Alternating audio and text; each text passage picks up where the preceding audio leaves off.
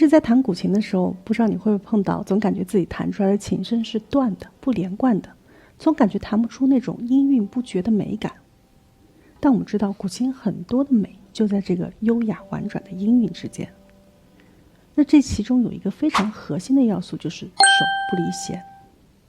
我常常会把手和琴的关系类比成脚和地的关系。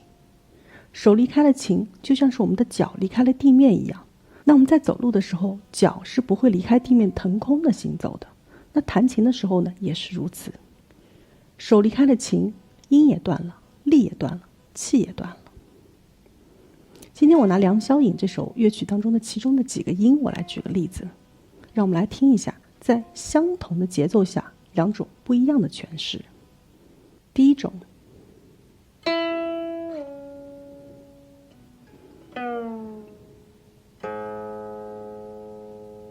第二种，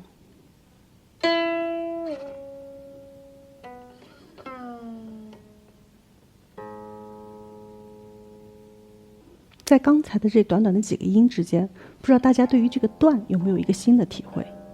我们可以来看一下平时我们看的谱子，上面看到的都是一个一个的位置，右手在几弦，左手在几挥，偶尔呢会出现一些戳注这样的滑音来做连接，让我们的音听起来不至于完全是短的。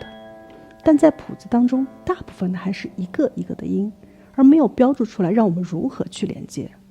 所以如果我们只是照着谱子把一个一个的音弹出来，那听起来断的可能性就非常的大了。所以我常常说，怎么连接，什么时机连接，这些连接本身比音更需要我们提前去设计。就像是刚才这短短的几个音之间，我提前了设计连接这些音与音之间的这些连接的点。我们可以拆解的来看一下。第一呢，我为了更顺畅的衔接，我在这儿用了无名指的关节摁弦。第二，因为手不离弦而产生了一个连接音，那这个呢，在谱面上面它是没有体现出来的。还有一个比较重要的要窍，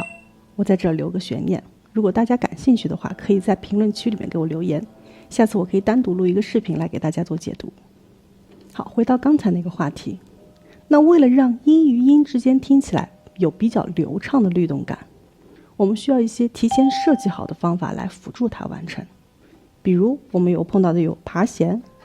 高鼓摁弦、一指管多弦等等。那以前人呢，对这些也会有一些的说辞，比如一指管多弦，换指无痕迹，手不离弦，运动不止，蛇行鹤步等等。那古话常说象其形，会其意，这里的蛇形就是用来形容爬弦的。那所谓这个爬弦，就是指我们左手大指在贴弦移动的时候小关节一伸一屈，一伸一屈，看起来像是蛇在爬行的时候，身体呈现出那种连续的波形运动一样。但是也并不是说我们的手是完全不可以离开琴的。当我们在弹琴的时候，如果右手碰到了劈、摘、抡、背锁等等等等这些指法，又或者呢左手碰到了推出、带起、抓起等等这些指法的时候，我们还是会偶尔的离开一下的。但是大多数的时间，我们的手是不离开琴的。所以弹琴的时候，如果我们做到了手不离弦，那可以让我们产生更多连绵不绝的力量、气韵。失了韵，少了气，会让我们错过古琴更为迷人的那一面。